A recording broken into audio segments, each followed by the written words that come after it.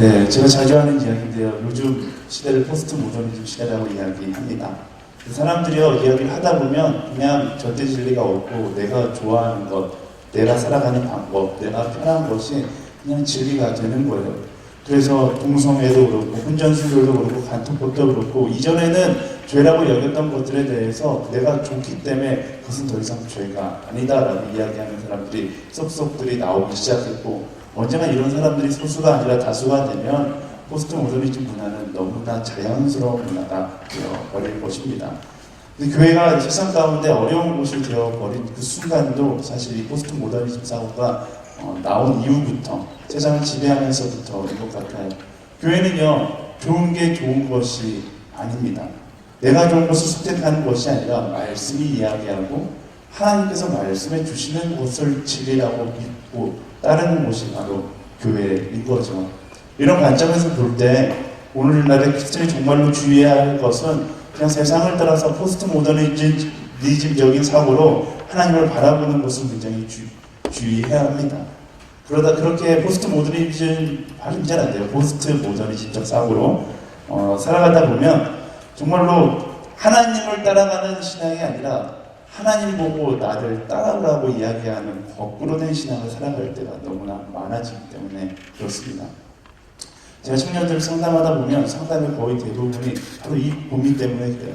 세상적인 사고로 하나님을 바라보면서 살다가 보니까 왜 내 인생 가운데 하나님이 없죠? 라고 이야기하는 거죠. 왜 내 인생 가운데는 하나님이 없을까요? 하나님이 없는 이유는 간단하죠. 하나님보다 내가 먼저 앞서가니까 하나님이 보이지 않는 것이죠. 그리고 내가 걸어가는 길이 옳은 길이라고 이야기하고 하나님 내 길을 따라오십시오 라고 기도하니까 내 인생 가운데 하나님이 느껴지지 않을 수밖에 없는 거예요. 선택은 내가 할 테니 하나님은 따라오시오.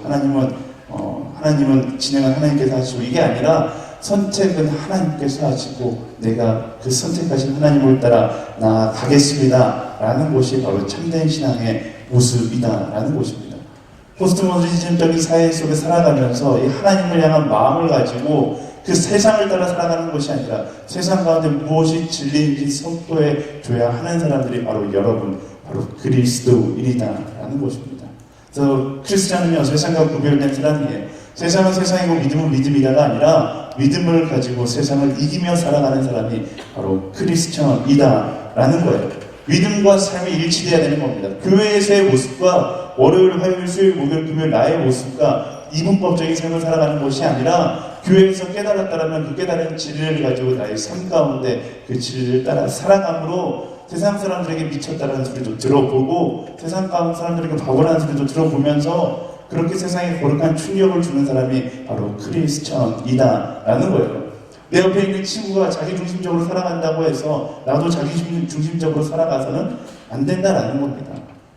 이야기의 뜻이요, 세상이 어두워지면 어두워질수록 더욱더 빛나야 하는 사람이 바로 크리스천, 그리스도인인 거예요.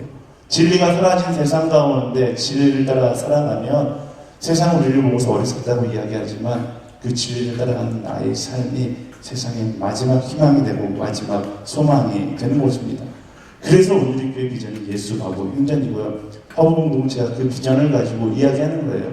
예수 아는 크리스천. 세상이 어떤 모습으로 돌아가든 나는 크리스천의 정체성을 가지고 세상 가운데 하나님 나라의 소망을 선포하며 살아가겠다. 결심하고 한 걸음 한 걸음 걸어 나아가는 것이 바로 우리의 모습이 되어야 하는 것입니다. 제가 왜 난데없이 포스트 모더니즘 이야기를 하냐면요, 오늘부터 우리가 새롭게 보게 되는 성경 요나서의 주인공 요나 선지자가 바로 포스트 모더니즘의 선두주자이기 때문에 그렇습니다. 저는 요나를 굉장히 좋아해요. 제가 어려서부터 요나를 좋아했고 너무나 좋아한 나머지 제가 신학대학원에서 영어를 공부했는데 영어 이름이 필요해서 조나라고 불렀고 선교제에 나가서도 영어 이름이 필요해서 조나스라는 이름을 가지고 있을 정도입니다. 사람들이 제 이름을 소개하면 한국 사람들은 뭐 요나 그렇지 이렇게 하는데 미국 사람들한테 또 외국 선교사들한테 My name is Jonas 이러면 되게 신기하게 여겨요. 태어나면서 조나라는 이름을 가진 사람들을 만나기가 너무나 어려운데 당신은 왜 그 이름을 가지고 있습니까? 물어봐요. 그것도 그럴 것이 네이버에서 조나라고 치면요, 뭐라고 나오냐면 이렇게 나와요. 불행을 가져오는 사람, 이렇게 뜻이 나와요. 그러니까 이름 뜻이 그렇게 좋지 않은데 저는 왜 요나를 좋아하냐면 하나님께서 요나라는 사람을 사명자로 만들어가는 과정이 바로 요나서거든요. 사실 여러분들 영어 이름 같은 피터, 막 베드로, 막 이런 이름 갖고 있는 사람들 있잖아요. 데이빗, 다윗, 뭐 이름이 주는 무게감이 엄청나죠. 다윗처럼 살아야 되고, 베드로처럼 살아야 되고. 근데 요나는 그렇지 않아요. 요나는 원석과 같은 존재지만 이 요나서를 통해서 하나님께서 그를 갖고 나아가는 장면을 바로 요나서에 기록하고 있기 때문에 그래요. 그래서 제가 그래서 요나를 좋아하는 거예요. 비록 지금은 보석처럼 반짝반짝 빛나지 않을 수도 있지만 하나님께서 나를 다듬어 보석으로 만드실 것이다 라는 믿음이 저 안에 있기 때문에 제가 요나라고 표현하기를 좋아합니다. 그래서 우리는요, 하나님께서 자기중심적인 사고를 하고 있는 요나를 어떻게 변화시켜 가는지 앞으로 4주 동안 함께 묵상하게 될 것입니다. 묵상하면서 이 말씀을 내 삶 가운데 적용하면 나는 지금 원석과 같을지라도 나의 삶이 4주 후에는 보석과 같이 변화되는 놀라운 역사를 경험하게 될 줄 믿습니다. 아멘. 옆 사람에게 축복하겠습니다. 당신도 변화될지어다.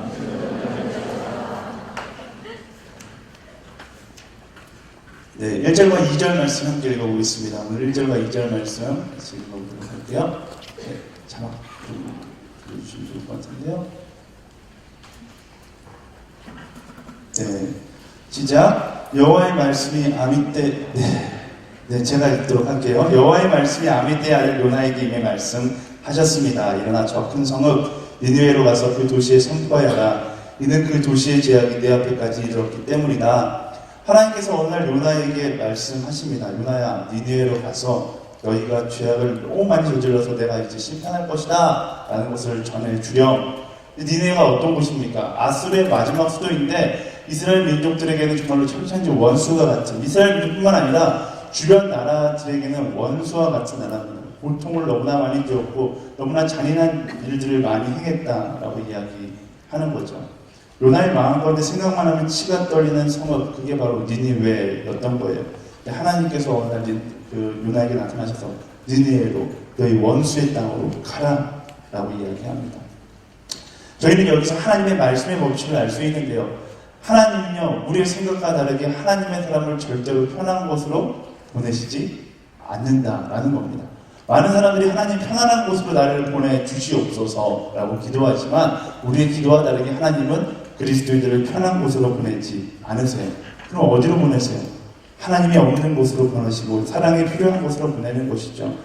다 알고 있어요. 빛과 소금이 되라. 여러분 다 이 말씀 알고 있잖아요. 빛과 소금이 되라는 건 뭐예요? 빛과 소금이 되어 빛끼리 놀고 소금끼리 놀아라, 끼리끼리 놀아라가 아니라 빛과 소금이 되어 빛이 없는 어둠 가운데 가서 빛을 비추고 소금이 되어서 썩어가는 세상 가운데 나아가 썩어가는 세상 가운데 복음을 이야기하라라는 거예요. 성경 말씀에 나타난 하나님의 의지는 다 그런 식으로 나타나져 있습니다. 좁은 문으로 들어가 좁은 길로 가라. 뭐예요? 결국 어려운 곳을 선택하여 그곳에 하나님의 나라 예수 그리스도의 십자가를 세우라라고 이야기하고 있는 것이죠. 사명도 마찬가지예요. 땅끝까지 이르러 내 증인이 되리라. 너희 집 앞까지 이르러 내 증인이 되리라가 아니라 땅끝까지 이르러 내 증인이 되리라 라고 말씀하세요. 하나님의 사람 그리스도인은 내 주변을 맴도는 것이 아니라 땅끝, 하나님이 없는 땅, 사랑이 없는 땅, 사람들이 다 포기한 그 땅을 향하여 나아가는 사람이다 라는 것입니다. 우리가 듣기 싫어서 듣고 있지 않는 척 할 뿐이지 이미 많이 수없이 들었고 이미 하나님께서 끊임없이 우리에게 이야기하고 계시는 부분이 바로 이 메시지예요. 내가 너를 편한 곳으로 보내는 것이 아니라 편하지 않은 곳으로, 힘든 곳으로 보내겠다라는 것입니다. 근데 문제는 너무나 많은 그리스도인들이 이 하나님의 음성을 듣지 못한 척하고 계속해서 나 편한 자리에 있고 싶어 한다라는 것이 문제인 거죠. 특별히 오늘날 같은 포스트 모더니즘 사회에서 사람들이 이런 하나님의 마음을 이해하지 못합니다. 좋은 게 좋은 건데 이 좋은 게 좋은 거인 세상에서 일부러 선택해서 나쁜 길을 걸어간다, 일부러 선택해서 힘든 길을 걸어간다, 그런 마음이 마음한테 드는 순간 기도하기 시작하는 거예요. 하나님 왜 저를 시험하십니까? 왜 내게 이런 역경을 주십니까?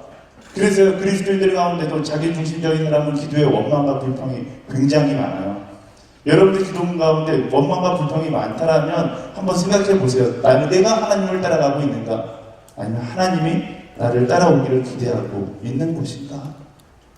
여러분의 삶의 자리, 절망의 자리 있을 수 있죠. 근데 하나님께서 일부러 여러분을 그 자리에 보내신 거예요. 왜? 사랑이 없는 곳에 사랑을 전하고 절망이 있는 곳에 너 스스로가 소망이 되라고 하나님께서 보내신 거죠. 그걸 극단적으로 행동하는 때가 바로 여름이에요. 아울리치 우리 가잖아요. 그래서 가는 거예요. 쉬운 지역 아울리치가 하지 않습니다. 저한테 자기자 목사님 왜 이렇게 어려운 데로 아울리치를 가요? 이게 가장 어리석은 질문이에요. 아울리치는 힘들면 힘들수록 더 은혜가 있는 곳이고요. 힘들면 힘들수록 더 가야 되는 곳이고, 정말로 죽음이 도사리고 있으면 가야 되는 곳이고, 정말로 너무나 어려움이 있다라면 우리가 무조건 가야 하는 곳이 아울리치이다라는 곳입니다. 왜요? 힘든 곳에 진정한 하나님의 사랑이 필요한 것이고, 힘든 곳에 하나님의 도우심의 손길, 복음이 필요한 것이기 때문에 그런 거예요. 그래서 아울리치가 힘들면 힘들수록 더 기뻐할 수 있는 우리가 되어야 하는 것입니다. 이번 여름 아울리치 여러분들 많이 시청했을 텐데요. 마음 가운데 와 힘들어서 안 가. 여러분 잘못된 신앙의 모습이에요. 그것이 아니라 힘든 곳이기 때문에 하나님이 나를 보내신다는 마음을 가지고 기쁨으로 아울리치 갈 수 있는 여러분들이 되기를 예수님의 이름으로 축원합니다. 아멘. 우리 옆 사람이 선포할까요? 아울리치 갈지어다. 네. 약간 저주 같은 축복으로 한 번 더 하겠습니다. 더 힘든 곳으로 갈지어다. 아멘. 네. 근데 그리스도인의 삶은요, 그 삶 자체가 아울리친 거예요. 여름에만 아울리치 가는 게 아니라 우리의 삶 자체가 아울리친 거예요. 왜? 하나님께서 우리를 이 땅에 그리스도인이라는 이름을 붙여서 보내신 것은 그냥 보낸 게 아니라 사명을 주고 그 사명을 따라 살아가라고 해서 보내신 거기 때문에 그래요. 우리의 삶 하루하루가 어떻게 보면 넓은 의미에서 봤을 땐 아울리치의 하루하루인 것이죠. 제가 그래서 아울리치 갔다가 돌아오는 날에 그 팀들과 함께 기도합니다. 제 기도 제목은 항상 똑같아요. 하나님, 10박 11일짜리 아울리치를 마치고 한국으로 들어왔습니다. 364박 365일짜리 아울리치가 시작되오니 이 마음 잃지 않고 우리가 복음을 이야기할 수 있도록 도와주시옵소서. 그렇게 새롭게 시작하는 거예요. 여러분의 삶 하루하루가 아울리치임을 알고 정말로 힘들고 절망일지라도 힘들고 절망의 그 자리에서 하나님의 사람의 마음을 품고 사랑을 이야기하고 소망을 이야기할 수 있는 사람이 되어야 하는 것입니다. 그래서 크리스천의 인생의 방향성은요, 소망의 자리를 지키고 있는 것이 아니라 소망을 품고 소망이 없는 자리를 향하여 나아가야 하는 것입니다. 사랑 받는 자리에 머물러 있는 것이 아니라 사랑을 품고 사랑이 없는 자리를 향해 나아가야 하는 거예요. 그게 크리스천의 인생의 방향성이에요. 수많은 사람들이 사랑 받는 자리에 올라오고 싶어 하지만 크리스천은 거꾸로 이미 충분한 사랑을 받았다는 그 믿음과 확신을 가지고서 사랑이 없는 곳을 향하여 나아갈 수 있는 사람이 되어야 하는 것입니다.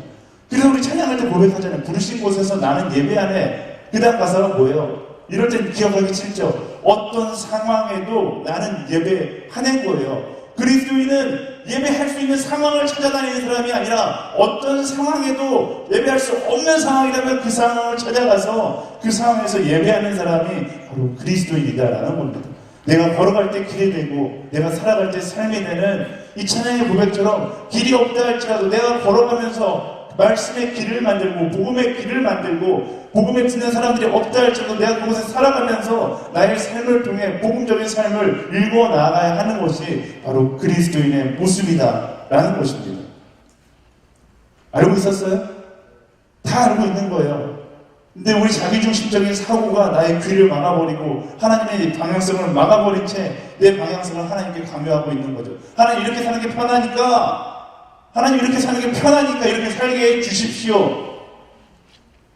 우리의 기도를 돌아보면서 내가 얼마나 하나님께 강요하고 있는가를 한번 뒤돌아볼 수 있어야 하는 것입니다. 요나 선지자가요 엄청 자기중심적이에요. 그러다 보니까 하나님의 명령을 듣고 어떻게 합니까? 하나님께서 말씀하셨어요. 선지자와 하나님의 관계는 예수로의 관계가 아니라 가라, 가라, 그냥 이렇게 가면 되는 관계예요.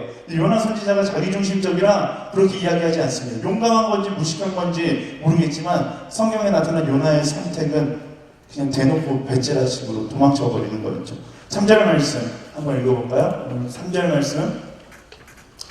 네. 미안해요. 제가 이 PT를 항상 만드는데 오늘 인터넷이 갑자기 느려져서 PT를 못 만들었어요. 3절 말씀 함께 읽어보겠습니다. 시작! 그러나 요나는 여호와로부터 도망쳐 나와 다시스로 향했습니다. 그는 요바로 내려가서 그곳에서 다시스행 배를 발견했습니다. 그는 뱃삭을 내고 여호와를 피하기 위해 배를 타고 다시스로 향했습니다. 아멘. 요나 선지자가 하나님의 명령을 듣지 않고 니느웨로 가지 않고 다시스로 가게 됩니다. 다시스 엄청 넓은데 니느웨까지 이스라엘에서 약 900km라면 다시스까지 한 4,000km 되는 거리입니다. 도망을 쳐도 스케일 있게 도망치는 거예요. 옆 동네로 도망치는 게 아니라 하나님이 찾을 수 없는, 하나님이 사람을 보내어 나를 데려올 수 없는 아주 먼 동네. 도망을 지금 뭐 거의 4,000km면 한 2달 정도 배를 타고 도망치고 있는 것이죠. 요나가 왜 니느웨로 가지 않았을까? 뭐 여러 가지 이유를 생각해 볼 수 있습니다.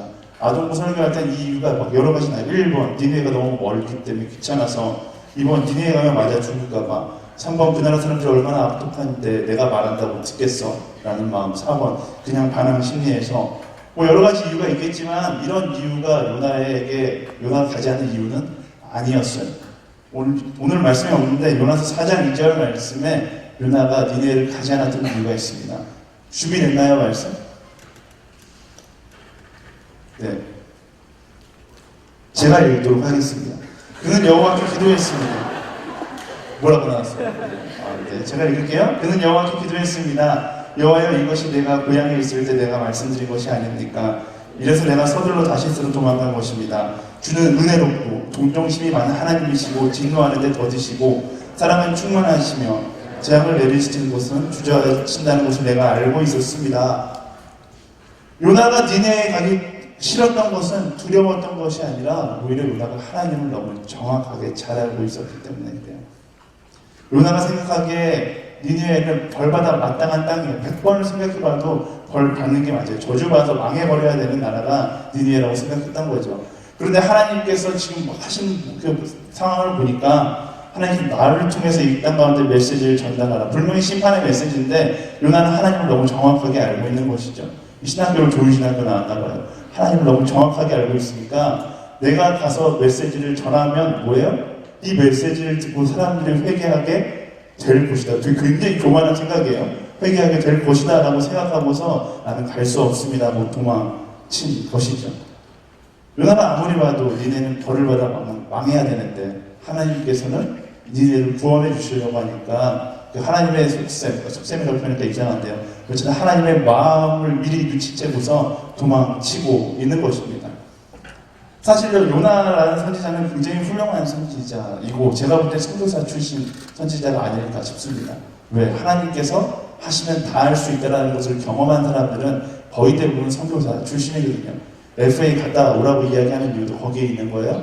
FA 가서 선교지를 경험하면 요나처럼 고백할 수 있는 거예요. 하나님께서 하라 하면 다 될 것이다라는 믿음이 생겨나거든요. 어쨌든 그 요나는 굉장히 훌륭한 선지자였어요. 하나님의 능력에 대해 아주 정확하게 알고 있었고 두려움을 이길 용기도 있었던 사람이 바로 요나였습니다.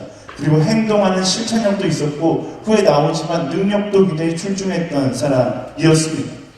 문제는 뭐냐면 요나에게 없는 것이 한 가지 있었는데 그것이 뭐냐? 바로 사랑이었다라는 거예요. 요나에게는 사랑이 없었어요. 매우 중요한 포인트입니다. 아무리 능력자라 할지라도 아무리 하나님께 받은 능력이 많고 달란트가 있다 할지라도 사랑이 없으면 아무 소용이 없다라는 거죠. 고린도전서 13장 1절 말씀에 이렇게 이야기합니다. 내가 만일 사람의 언어와 천사들의 말을 한다 할지라도 내게 사랑이 없으면 울리는 징이나 소리나는 꽹과리와 같을 뿐이다. 아무리 많은 능력이 있고 지혜가 있다 할지라도 사랑이 없으면 아무 소용이 없다라는 거예요. 사명자가 사랑을 잃어버리면 시끄러운 징과 같이 되는 거죠.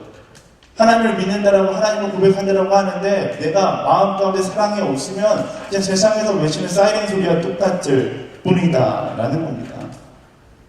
아울리치 지역에 가서 내가 막 사명이 투철한데 사랑하는 마음이 없으면 결국 아울리치 다 헛수고해요. 그냥 내 돈 버리고 돌아가는 꼴이다 라는 것을 이야기하고 있는 것입니다. 이 사랑에 대한 메시지는요, 그 요나에게도 굉장히 중요하지만 오늘을 살아가는 크리스천들에게 너무나 중요한 메시지인 거예요. 연합예배 때 이야기했잖아요. 계명이 없는 사명은 생명이 없는 거예요. 우리가 아무리 지인의 삶을 살아간다 할지라도 그 삶 가운데 예수 그리스도가 말씀하신 계명, 하나님을 사랑하고 너희 이웃을 내 몸과 같이 사랑해라. 이 계명이 내 마음 가운데 없고 그 사랑의 마음이 내 마음 가운데 없다라면 사명은 생명을 낳을 수 없다라는 거예요. 이것이 바로 이 시대에 살아가는 그리스도인들이 깨달아야 되는 진리인 것입니다. 그 사랑은 어떤 사랑이에요? 제가 자주 이야기하지만 사랑스러운 것을 사랑하는 사랑이 아니라 사랑스럽지 않는 것을 사랑할 수 있는 사랑인 거죠.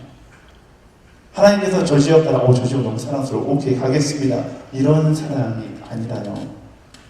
아무도 가지 않겠다. 요나를 시킨 이유가 있어요. 이 당대에 수많은 선지자가 있었겠지만 그나마 요나가 좀 알아서 갈 것 같아서 이해할 수 있을 것 같아서 하나님께서 말씀하셨을 가능성이 굉장히 높죠.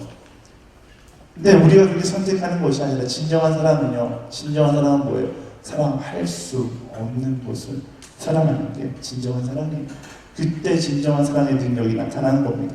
다음 주 화요일날 이제 모잠비크를 가게 됩니다. 제가 허브대학교에서만 아프리카를 이번에 3번째 아울리치를 가게 돼요. 아프리카 갈 때마다 선교사님들을 만나서 이제 조심해야 될 것을 이야기 듣는데요. 아프리카 가서 가장 조심해야 될 것은 왼손으로 아이들의 머리를 만져서는 안 된다라는 겁니다.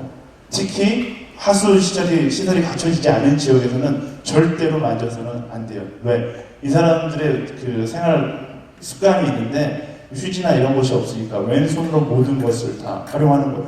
물도 없어요. 그냥 화장실에서 일 보고 흙 한 움큼 쥐고서 흙으로 자기 엉덩이를 쓱쓱 닦고서 딱 일어나는 게 이 사람들의 모습입니다. 생활 습관이에요.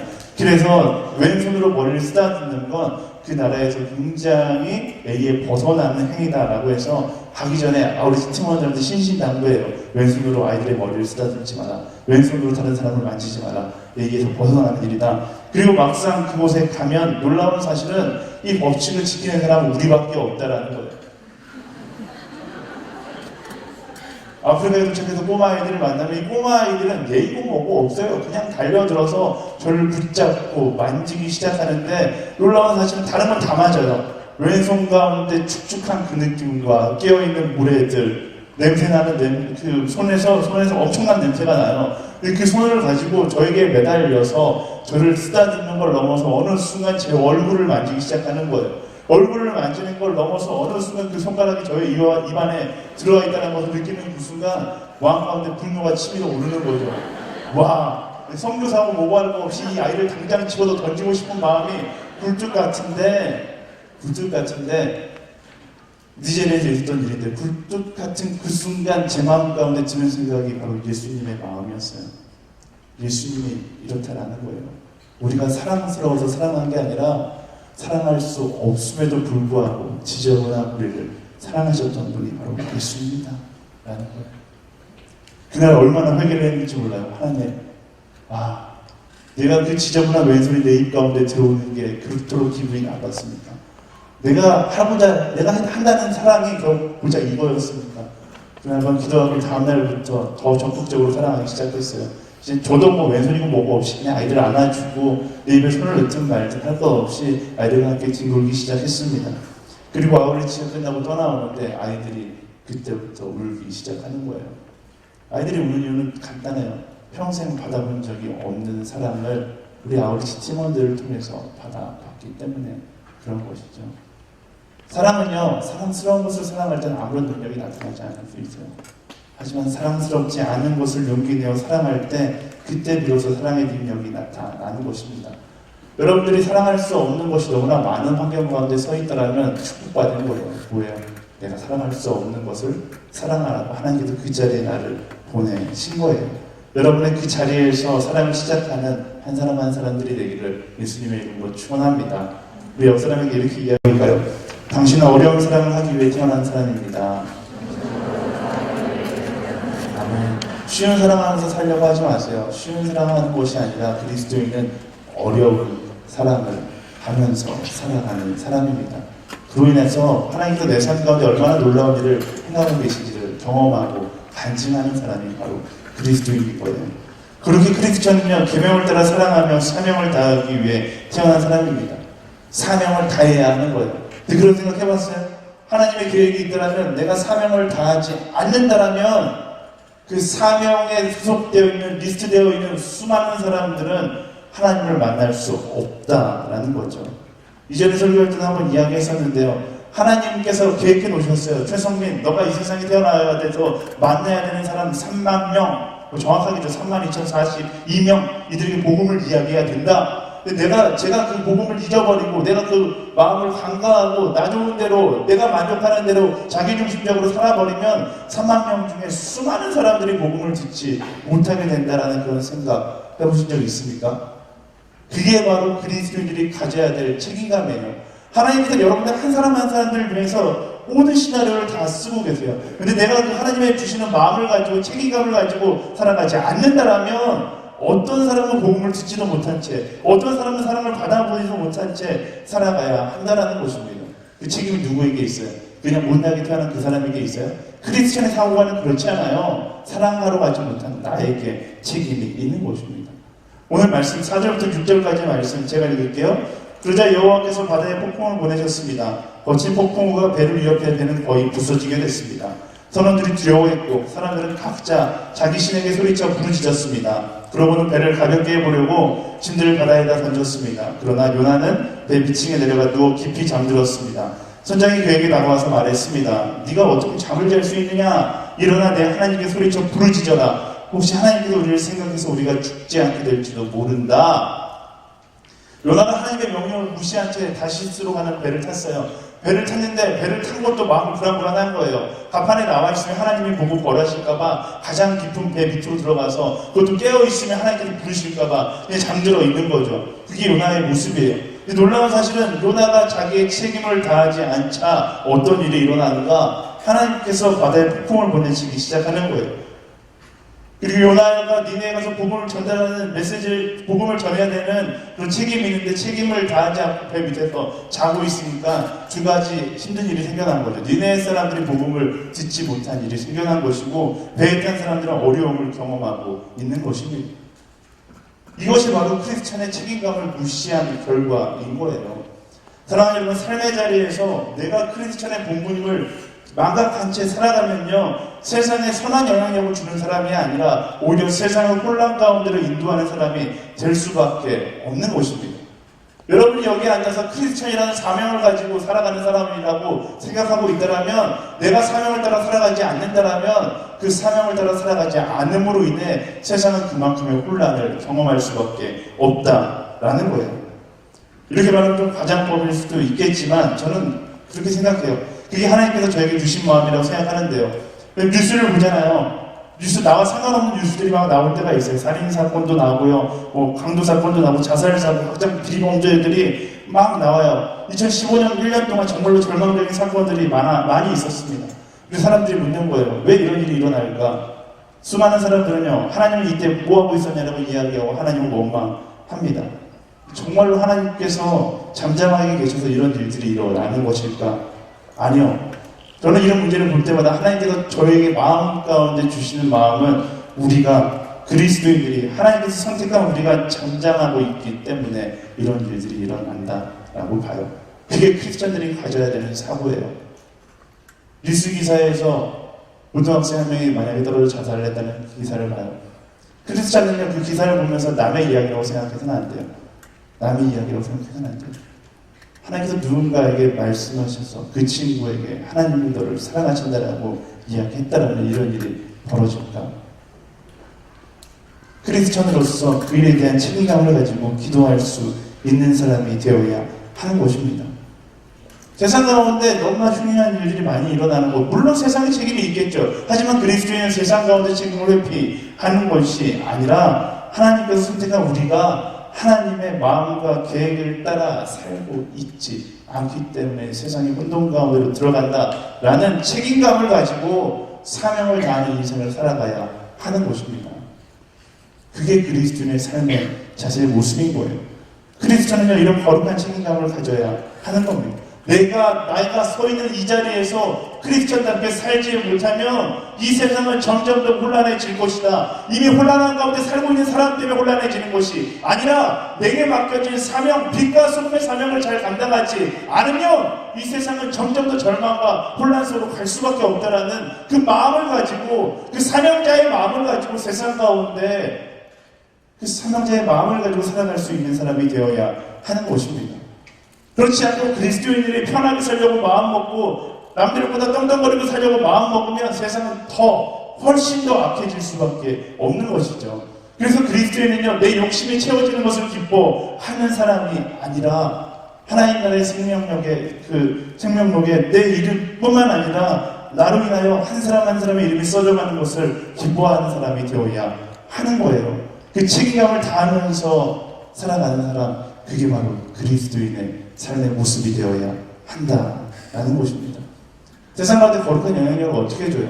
하나님께서 내게 주신 사명에 충실할 때 세상 가운데 거룩한 영향력을 주는 사람이 된다라는 겁니다.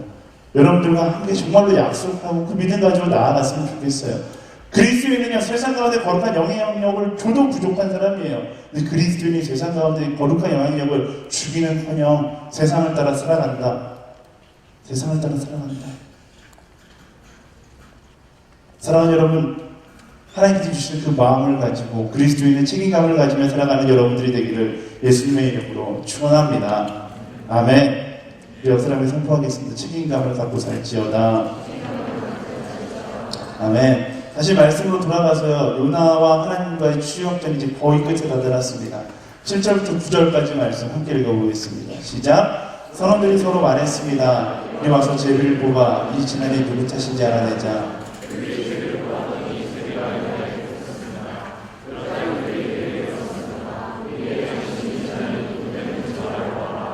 내 직업은 무엇이냐? 언제 쏘느냐? 어느 나라 사람이냐? 네가 어느 민족이냐? 누나가 대답했습니다. 나는 히브리 사람입니다. 바다와 땅을 만드신 하늘의 하나님 여호와를 섬기고 있습니다. 아멘.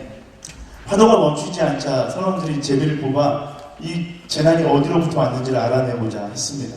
그리고 제비를 뽑았는데 신기하게도 요나가 딱 뽑혔어요.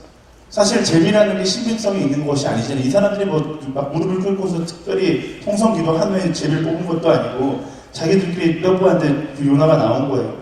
사실 이런 상황 가운데 요나가 대처할 수 있는 방법은 아주 간단합니다. 똑같이 이야기하는 거죠. 나는 히브리 사람, 바다와 땅을 만드신 하나님 여호와를 섬기는 사람입니다. 제가 보아하니 여러분들은 파도 앞에서 우상을 숭배하고 있더군요. 하나님께서 당신들을 심판하고 계십니다. 하나님은 우상 숭배를 싫어하십니다. 회개하십시오. 당신들의 죄로 인해 이 배가 물에 빠질 수도 있습니다. 이렇게 이야기할 수 있었어요. 근데 하지만 요나는 그렇게 이야기하지 않습니다. 이 절체절명의 순간에 자신의 죄를 인정하고 고백하는 거예요. 12절 말씀 제가 읽어볼게요. 그가 대답했습니다. 나를 들어서 바닷속에 던지십시오. 그러면 바다가 잠잠해질 것입니다. 이렇게 엄청난 폭풍이 당신에게 닥친 것은 나 때문이라는 것을 잘 알고 있습니다. 이 장면은요, 너무나 당연해 보이지만 요나가 한 차원 성장하는 사명자가 되는 모습입니다. 사람들은요, 보통 문제가 생기면 나를 돌아보기 이전에 다른 사람들의 잘못과 허물을 비난하는데 엄청난 속도를 냅니다. 그렇잖아요. 엄청난 속도를 내야지, 그리고 그 사람의 잘못을 많이 밝혀내야지만 나의 잘못이 보이지 않을 거라고 생각하는 거예요. 항상 나의 허물에는 반대하고 다른 사람 허물에는 집요하게 집착하는 것이 사람의 본성입니다. 그래서 예상치 못한 일을 당하면 문제의 원인을 나에게 찾는 것이 아니라 다른 곳에서 찾으려는 경향이 사람들에게 있어요. 핑계대고 어떻게든 그 핑계로 인하여 나는 벗어나보겠다, 나 혼자 잘 살아보겠다. 이게 포스트 모더니즘 시대의 가장 두드러진 특징 중 하나인 거죠. 핑계대고 정죄하고 비난 너무 쉽게 한다는 거예요. 책임을 회피하고자 나는 옳고 너는 틀리다, 이분법적으로 사고하는 사람들이 너무나 많습니다. 이 시대를 살아가는 그리스도인은요, 비난의 목소리를 던지기 전에 뭐예요? 먼저 자신을 돌아볼 수 있는 사람이 되어야 하는 것입니다. 성장을 위한 비판은 분명히 필요하겠지만 마찬가지로 사랑에 없는 비판은 더 큰 혼란을 만들 뿐인 것이에요. 위에서 이야기했던 것처럼 크리스천은 언제나 상황 앞에서 비판의 목소리를 던지기 이전에 나는 하나님 앞에서 얼마나 크리스천다운 삶을 살았는가, 먼저 그 답을 나에게서 찾아볼 수 있는, 나에게서 물어볼 수 있는 사람이 되어야 한다라는 거예요. 예전에 그런 책이 있어요. 내 탓이요, 내 탓이요, 내 탓이로 쏘이다 라는 책이 있었어요. 물론 기독교 서적은 아니지만 저는 그리스도인들이 그런 마음으로 살아가야 된다라고 봐요. 세상이 왜 이렇게 혼란스러운가? 내가 과연 이 혼란스러운 세상을 위해서 기도하고 있었는가? 여러분 주변에 있는 사람 왜 쟤는 저런 인생을 살아갈까? 그렇게 비판하기 이전에 나는 저 사람을 위해서 기도하고 저 사람을 사랑을 받던 기억이 있는가? 먼저 스스로에게 물어볼 수 있어야 하는 거죠. 나부터 돌아보고 나부터 회개하고 그리고 나부터 올바른 길을 따라 걸어가는 것, 그게 바로 오늘의 사명자에게 필요한 모습인 것입니다. 나만 살면 된다 이렇게 생각하는 사람들이 가득해요. 세상 사람들은 나만 살면 된다 식으로 살아가요. 그래서 그리스도인들도 그렇게 살아가는 사람들 굉장히 많잖아요. 나만 살면 된다, 어떻게든 핑계대고 어떻게든 책임 회피해서 나만 살아남으면 된다, 이런 사람들 엄청 많습니다. 하지만 크리스천의 신앙 양식은 그렇지 않아요. 나만 살면 된다가 아니라 오히려 반대겠죠. 나만 죽으면 된다라는 마음으로 내가 먼저 엎드리고 내가 먼저 하나님 앞에서 정직하게 살아가는 모습으로 설 수 있는 것, 그게 바로 그리스도인의 모습인 것입니다. 사랑하는 여러분, 그렇게 먼저 나에게 묻고 나를 점검하고 나부터 잘하는 그런 그리스도인들이 되기를 예수님의 이름으로 축원합니다. 옆 사람에게 이야기할까요? 나부터 잘하겠습니다. 아멘. 크리스천들 중에 크리스천답게 하는 사람들이 사라져가는 시대입니다. 이 시대의 회복은요, 저는 확신해요. 정말 하나님께서 허브대학교 가운데 주시는 비전, 예수하는 크리스천이 크리스천답게 살아갈 때 크리스천이 말씀의 기준을 따라 살아가는 것으로부터 이 땅의 회복은 시작될 것이라는 겁니다. 이 땅의 크리스천들이 많아지는 것으로부터 이 땅의 회복이 시작되는 것이 아니라요, 이 땅의 크리스천들이 진짜 크리스천이 되는 것으로부터 이 땅의 회복이 시작되는 거예요. 하나님께서 요나를 변화시키고 계신 과정이 바로 그거예요. 자기 생각과 욕심에 빠져있는 크리스천이라고 이야기하고 선지자라고 이야기하지만 아직 크리스천답게 살지 못한 요나에게 사랑을 가르치고 사명을 가르치고 그리고 크리스천답게 살라라고 기회를 주시는 장면이 기록된 게 바로 요나서인 거죠. 그리고 결국 그렇게 하나님의 사랑에 훈련된 요나를 통해서 하나님은 놀라운 일을 이루십니다. 여기서 알 수 있는 진리 한 가지, 하나님은 상황을 바꾸시는 하나님이 아니라 사람을 바꾸시는 하나님이에요. 하나님께서 상황을 바꾸실 때는 항상 사람을 바꿔서 그 바뀐 사람을 통해 상황을 변화시키신다라는 것입니다. 기도할 때요, 하나님 상황을 변화시켜 주십시오라고 기도하기 전에 하나님 나를 변화시켜 주십시오 기도하고 그 변화된 내가 멸망 가운데 나아가 변화된 내가 세상 가운데 나아가 빛과 소금이 되어 세상을 바꾸며 나아가기를 소망하는 여러분들이 되기를 예수님의 이름으로 축원합니다. 이 성경의 기본 법칙이에요. 이번 한 주 동안 살아가면서 제가 하나님의 마음을 좀 이렇게 알게 된 계기가 있었는데요. 제가 그 LCC 때 나눴었는데 제 딸이 하나 있잖아요. 딸 하늘이가 있는데 제 딸이 이제 19개월이 되어가면서 사람이 이성이 생겨가기 시작하더라고요. 그럼 사람이 성악설이 정말 맞는 거예요. 죄성이 있는 게 제일 먼저 시작하다가 아니요, 싫어요, 이런 단어를 막 하기 시작하는 거예요. 제가 그 딸을 앉혀놓고 하늘아 밥 먹자, 너무나 사랑스러운 목소리로 하늘에게 밥을 먹이려고 하늘을 설득하기 시작했어요. 근데 하늘이 입에서 나오는 말은 아니 이거였어요. 아니. 그 다음 날 까까 이걸 달라는 거예요. 밥 먹을 시간에 까까를 달라는 거예요. 막 제 딸이지만 막 성질이 올라오다가 지혜가 생겼어요. 그래 하늘아, 이 밥을 다 먹으면 까까를 줄게 라고 이야기하면서 밥을 먹이기 시작했어요. 밥을 다 먹고 난 이후에 하늘이가 까까를 찾았을까요? 아니요. 제 까까를 찾지 않을 정도로 많이 밥을 먹였더니 그대로 찾지 않는 거예요. 이 하나님의 법칙과 똑같아요. 하나님의 우리를 대할 때도 똑같은 마음으로 대하세요. 말씀에는 이런 하나님의 작전이 항상 들어가 있습니다. 성경 말씀을 자세히 읽어보니까 내가 하나님께 지금 긍정적으로 속으면서 살았구나라는 생각이 들더라고요. 마태복음 6장 33절 먼저 그 나라와 그 의를 구하라, 그러면 이 모든 것을 너에게 더하시리라. 수많은 그리스도인들이 이 말씀에 넘어가서 그 나라와 그 의를 구하기 시작했어요. 근데 어떤 일이 일어나요? 내가 원하는 모든 것이 그 나라와 그 의가 되어버리는 현상이 일어나기 시작하는 것이죠. 또 뭐예요? 그 마태복음 7장 먼저 내 눈에 있는 들보를 빼고 내 형제들의 티를 지적하라고 이야기해요. 그 말씀 따라서 내 눈에 들보를 다 뺐더니 그때부터 무슨 문제가 생겨나는 거예요? 내 형제들 눈에 티가 보이는 것이 아니라 내 형제들의 아픔이 보이기 시작하는 거예요. 수고하고 무거운 짐진 자들아 다 내게 오라, 내가 너희를 쉬게 하리라. 그래서 예수님 앞에 나아갔어요. 내가 참 쉼을 쉬는데 이상하게 쉬니까 마음 가운데 어떤 생각이 들어요? 주님 나라를 위하여 뛰어가야 될 그 마음의 사명이 막 불타오르기 시작하는 거예요. 이게 하나님의 방법인 거예요. 하나님께서 말씀하시는 것처럼 우리가 하나님을 사랑하기 시작하면요, 그때부터 고통의 자리가 내가 위로해야 될 자리로 보이기 시작하는 것이고, 지옥 같은 나의 가정이 나의 회사가 천국을 만들어갈 선교지로 보이기 시작하는 것입니다. 사랑하는 여러분, 절망의 자리에 있습니까? 결국 내 삶 가운데 답이 보이지 않을 때가 있어요. 그럴 때 우리가 해야 될 건 뭐냐면요, 왜 답이 보이지 않을까 그것을 고민하는 것이 아니라 다시 원점으로 돌아가는 거예요. 예수님의 십자가 앞으로 나아가 거기서 다시 시작하는 겁니다. 그리고 예수님의 십자가 사랑을 경험하면 어떤 상황 가운데서도 우리는 사명자의 길을 걸어갈 수 있게 되는 것이죠. 제 인생 가운데 가장 어려웠던 순간을 꼽으라 그러면 2009년 7월 말 정도 되는 것 같아요. 아마존에 들어간 지 2주째 되던 그날 밤이 너무나 힘들었어요. 들어가서 2주 동안 정말로 한마디도 이들과 소통한다는 느낌을 받아본 적이 없었어요.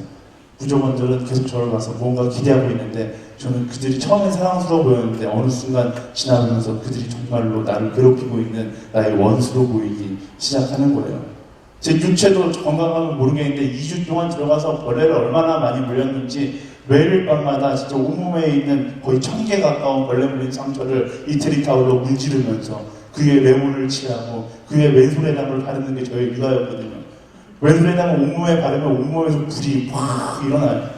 성령의 불을 받아야 되는데 왼손에담에 불을 받아서 확 뜨겁게 그렇게 묵상하고 있으면 짜증이 확 올라와요. 그런데 아마존에 있는 부족들은 밤에 잠을 안 자요. 저 그 창틈에 쭉 둘러 앉아갖고 저를 이렇게 쳐다보고 있는 거예요. 공포영화의 한 장면씩 저를 쳐다보고 있는 거예요. 마음가운데 어려움이 있어요. 하나님, 나를 왜 이곳에 보내셨습니까? 그리고 그때부터 기도심이 바뀌는 거예요. 하나님, 비행기가 불시착해서 저를 데리고 나갔으면 좋겠습니다. 이런 생각 막 했어요. 막 그런 마음을 가지고 있는데 하나님께서 찬양하게 하셔서, 그때 어떻게 하다 이 찬양을 했는지 모르겠어요. 찬송가였는데, 만왕의 왕 내 주께서 왜 고초당했나, 이 벌레 같은 날 위에 그 보혈을 흘렸네. 이 찬양을 부르면서 제 눈이 왔다 갔다 하는 거예요.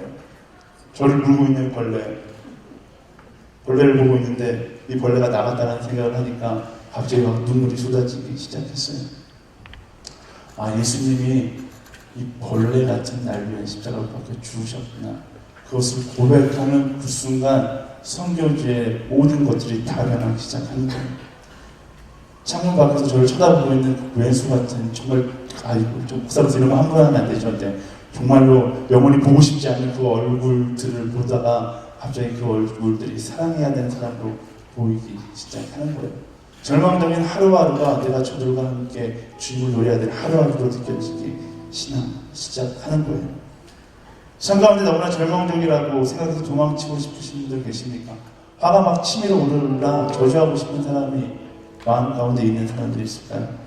확실한 것은요, 하나님께서 여러분 마음 가운데 사명을 심어 그 자리로 보내셨다라는 거예요. 도망치고 싶은 그 순간 다시 원점으로 들어가서 예수님의 십자가 앞에 서게 되기를 바랍니다. 그리고 예수님의 사랑을 경험하는 거예요.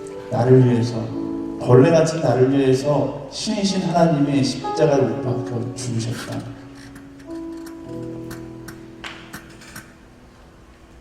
그 사랑 앞에서 우리는 할 말을 잃어버리게 되는 거예요. 그리고 우리 그 사랑 앞에서 다시는 태어나게 되는 것입니다. 그리고 그 사랑 앞에서 우리의 관점이 변하게 되는 거고요. 절망의 세상이 아니라 예수 그리스도의 그 사랑을 이야기하는 세상을 보게 되는 것입니다. 하나님은요, 보통 상황을 변화시키지 않으십니다. 한 사람을 변화시키시고요. 그 한 사람을 변화시켜 세상을 변화시켜 나아가시는 것입니다. 사랑하는 여러분, 세상 가운데 거룩한 충격을 주는 예수 그리스도의 심장을 가진 사람, 바로 여러분들이 되기를 예수님의 이름으로 축원합니다. 예수님께서 여러분을 기다리고 계십니다. 수고하고 무거운 짐진 자들아 다 내게로 오라. 내가 너희를 쉬게 하리라. 이제 자주 들으니까 알겠어. 내가 너희를 쉬게 하리라. 쉬는 거 아니에요. 가면 예수님 만나면 다시 우리는 일어나 힘차게 뛰게 될 것입니다. 그럼에도 불구하고 우리가 그 자리에 갈 수 있는 것, 예수 그리스도의 십자가 능력이 내 삶 가운데 간증되기 때문에 그런 것이죠. 예수님의 십자가 능력이 내 삶 가운데 고백되기 때문에 그런 거예요. 이 시간 우리 다시 한번 찬양하면서 고백하며 나아갈 텐데요. 하나님, 부신 곳에서 도망치는 사람이 아니라 사명 따라 부르신 곳에서 예배하는 사람이 되게 하여 주시옵소서. 예수님을 따라 부르신 곳에서 하나님을 노래하고 하나님을 예배하는 사람이 되게 하여 주시옵소서. 그런 내가 되기를 소망합니다. 내가 걸어갈 때 길이 되고 살아갈 때 삶이 되게 하시는 그 하나님을 경험하면서 하나님과 함께, 하나님을 피해 도망치는 인생이 아니라 하나님과 함께 전진하는 인생으로 살아가겠습니다. 우리 그렇게 함께 고백하며 찬양하며 나아갈까요? 따스한 성령이 마음으로 보내 내 몸을 감싸며 주어지는 평안한 만족함을 느끼네. 사랑과 진리에 사랑과 진리에 한 줄기 빛 보내